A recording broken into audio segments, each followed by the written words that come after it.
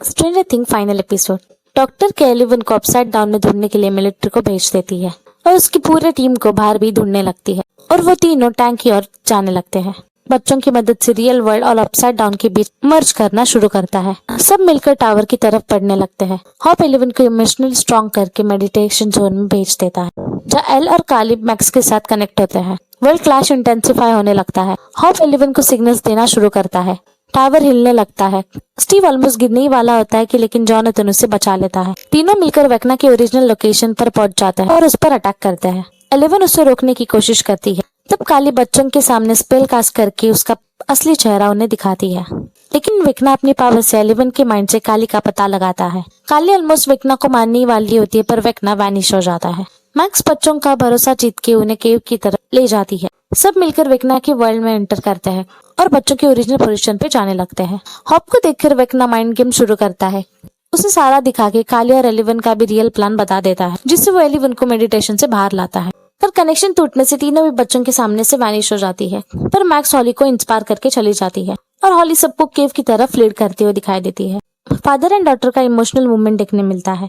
तभी मिलिट्री उन्हें अरेस्ट करने पहुंच जाती है। बच्चे ऑलमोस्ट वेक्ना के हाथ लगने ही वाले होते कि हॉली की मदद से वो केव के अंदर चले जाते हैं। विल वेक्ना से कनेक्ट हो जाता है। सब वेक्ना का स्पायर लोकेशन की तरफ बढ़ने लगते हैं। वेक्ना अपने डार्क और पेनफुल पास्ट याद करता है और केव में एंटर करता है। बच्चे फिर से भागकर ओरिजिनल केव के अंदर जाने लगते हैं। हॉली सबको एग्जिट में भेज देती है। हॉप एलिवन को लेकर छुप जाता है, लेकिन काली को बचाते वक्त काली और हॉप दोनों भी गिरफ्तार हो जाते हैं। दोनों ऑलमोस्ट मरने ही वाले होते कि मूरी साउंड डिवाइस को बॉम्ब से उठाता है और एलिवन सब पर अटैक कर देती है। काली की डेथ हो जाती है और तीनों टेरेस पे पहुंच जाते हैं। एलिवन और हॉपर अपनी जिंदगी, डर और प्यार की बातें करते हुए दिखाई देते हैं। फाइनली एलिवन जंप करके उस वर्ल्ड में पहुंच जाती है तो डॉक्टर सबको गिरफ्तार कर देती है। वेक्ना अपनी मेमोरी में खो जाता है। तभी हमें देखने मिलता है कि डार्कनेस ने भी उसे कंज्यूम किया है। विल उसे समझाने की पूरी तरह कोशिश करता है पर वेक्ना नहीं मानता। वेक्ना एक जायंट मॉन्स्टर में ट्रांसफॉर्म हो जाता है। सब भागने लगते हैं। एलिवन वापस आकर फाइनल अटैक करती है। एपिक फाइनल बैटल होती है। टीम बाहर से वेक्ना को वीकन करते हुए दिखाई देती है एंड फाइनली जॉयस वेक्ना को मार डालती है। तभी हमें सबके फ्लैश मोमेंट्स देखने मिलते हैं कि कैसे वेक्ना ने सबकी जिंदगी बर्बाद करती थी। लेकिन एक ट्विस्ट देखने मिलता है। डॉक्टर के एलिवन को अपसाइड डाउन की गेट पर ही अरेस्ट कर लेती है। विल की टीम अपसाइड डाउन में टाइम बम सेट करके आती है। एलिवन उसमें जाकर खुद को सैक्रिफाइस कर देती है।